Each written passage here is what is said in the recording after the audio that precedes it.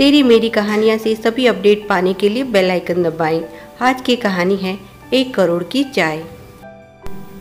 अशोक बाबू बोले, लॉटरी के अलावा कुछ भी बात जो तुम्हारे मन में हो तुम मुझे बता सकते हो। मैं यथासंभव तुम्हारी मदद करने की कोशिश करूँगा, पर मुझसे लॉटरी का टिकट खरीदने की ज़िद मत करना। मैं अपना निर्णय ले चुका हूँ। जिस अंधेरे में मैं सालों से भटक रहा हूँ, उसी अंधेरे रास्ते पर मैं तुम्हें नहीं धकेल सकता, क्योंकि तुम्हें लॉटरी की आदत भी मेरी वजह से ही पड़ी है। अगर मैंने तुम्हें यह बुरी आदत सिखाई है तो अब उसे छुड़ाना भी मेरी जिम्मेदारी है। मैंने तुम्हें ऐसे सपने दिखाए जो कभी पूरे नहीं हो सकते। मैं माफ़ी चाहता हूँ बेटा। मैं जानता हूँ तुम मेरे लिए दुखी हो, पर मेरे लिए दुखी होने या अफसोस करने की तुम्हें कोई ज़रूरत नहीं है, क्योंकि इसमें तुम्हारी कोई गलती नहीं। तुमने तो हमेशा मेरा साथ ही दिया है। गलती तो मेरी है। मैं ही हूँ जो तुम्हें कुछ ना दे सका। अच्छा हुआ जो समय रहते मुझे अक्ल आ गई, नहीं तो ना जाने मैं कितने पैसे और ख़राब करता।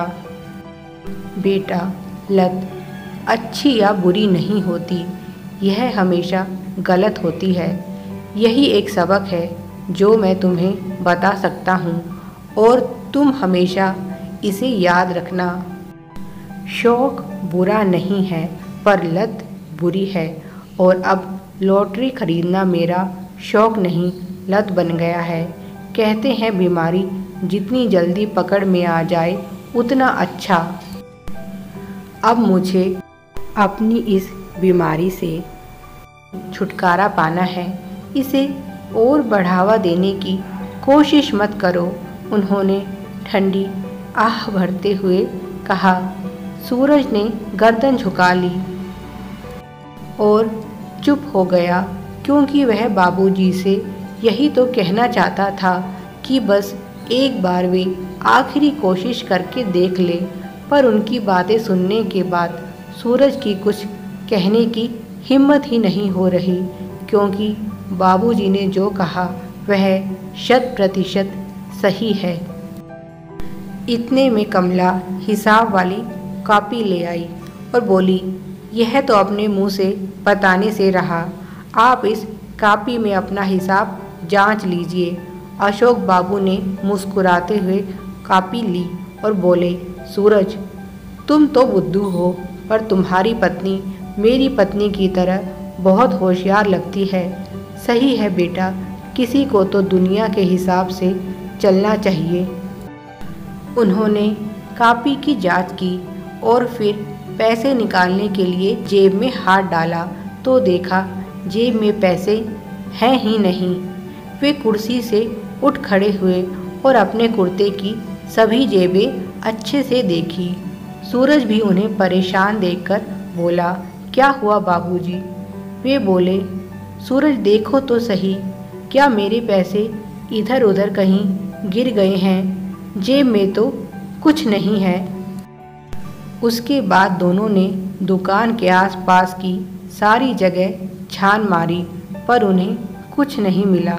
तब सूरज ने पूछा, बाबूजी, आपको अच्छे से याद है आप पैसे लेकर घर से चले थे? अशोक बाबू ने कहा, हाँ बेटा, मुझे अच्छे से याद है।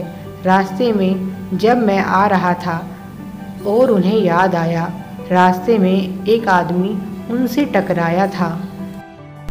उन्होंने अपना सर पकड़ लिया और बोले, इसका मतलब वह आदमी पॉकेट मार था और उसने मेरे पैसे चुरा लिए। सूरज बोला, आपको पक्का याद है कैसा दिखता था वह आदमी? उन्होंने सर हिलाते हुए कहा, मैं अपने ख्यालों में इतना गुम था कि ठीक से उसका चेहरा देखा ही नहीं। सूरज बोला, फिर भी कुछ तो याद करने की कोशिश कीजिए। वह आपको कहाँ मिला था? दोनों उस जगह पहुँचे जहाँ वह आदमी अशोक बाबू से टकराया था। उन्होंने ध्यान से देखा पर रास्ते पर कुछ नहीं था।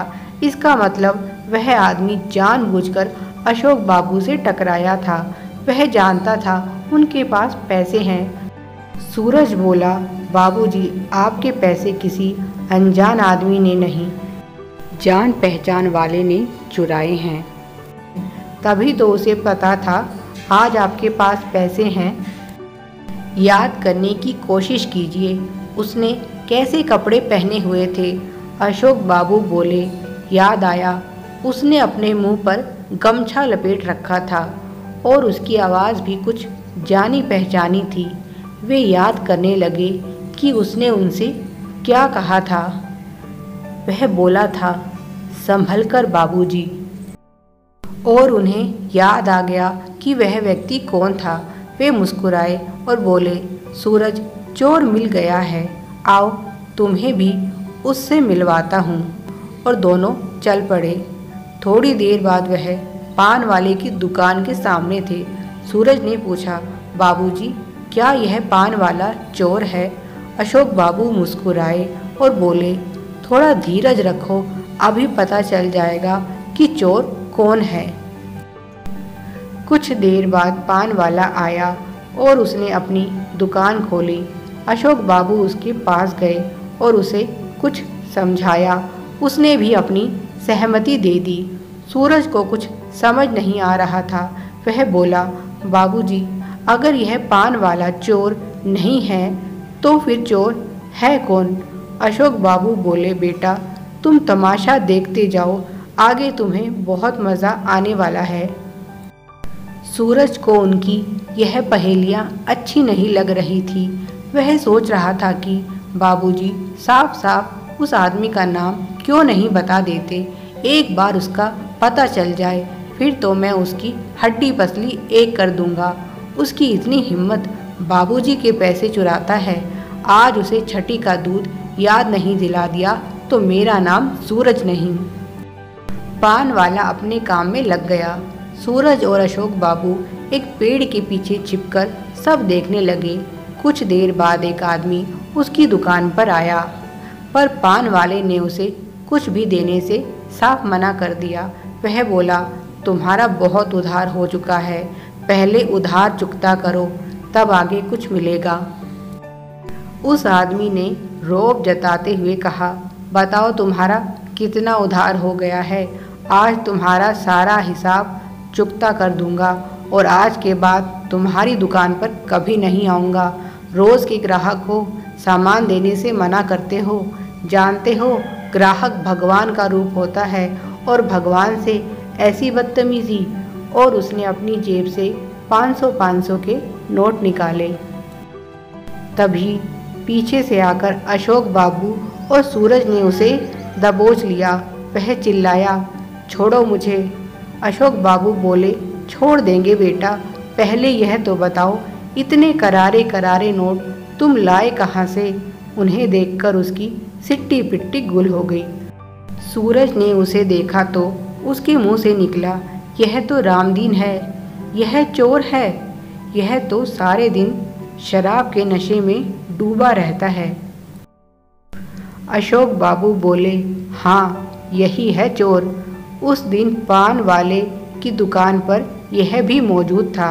हमें लगा यह नशे में धुत पड़ा है, पर इसे होश था और इसने सुन लिया था जब मैंने पान वाले से कहा था कि कल मैं तुम्हारा हिसाब चुका दूंगा। और तभी से यह मेरे घर के आसपास चक्कर लगा रहा है, क्योंकि कल मैं घर से बाहर निकला ही नहीं, इसीलिए इसे पता था आज तो मैं पक्का पैसे लेकर घर से निकलूँगा। और इसने मौका लगते ही हाथ की सफाई दिखा दी। अशोक बाबू ने उसकी तरफ देखते हुए कहा, क्यों बेटा, मैं ठीक कह रहा हूँ, इनकार करने का कोई फ़ायदा नहीं है, क्योंकि अगर तुमने झूठ बोला तो मैं पुलिस बुला लूँगा और मेरे घर पर इन नोटों की पूरी गड्डी रखी है। यह नोट गड्डी के हैं। रामदीन ने हाथ जोड़ लिए और अशोक बाबू के पैर पकड़कर माफ़ी मांगने लगा। बाबूजी, मुझे माफ़ कर दीजिए, मैं फिर कभी ऐसा नहीं करूँगा। सूरज उसे मारने दौड़ा तो अशोक बाबू ने उसे रोक दिया और बोले, अब की बार तो मैं तुम्हें माफ़ कर रहा हूँ। अगर फिर कभी किसी के साथ ऐसी हरकत की तो पुलिस में दे दूँगा। सूरज बोला, आपने उसे जाने क्यों दिया? अशोक बाबू बोले, क्योंकि उसे भी मेरी तरह लत है। मैं अच्छी तरह से समझता हूँ उसने यह सब शराब पीने के लिए किया। अब शराब उसका शौक़ नहीं, लत बन गई है। और यही तो मैं तुम्हें समझाना चाहता हूँ, जब शौक़ लत बन जाए तो बहुत खतरनाक हो जाता है। समय रहते जो संभल गया, क्योंकि दूसरा मौका मिलने की गारंटी नहीं है। Please like, share and subscribe. Thanks for watching.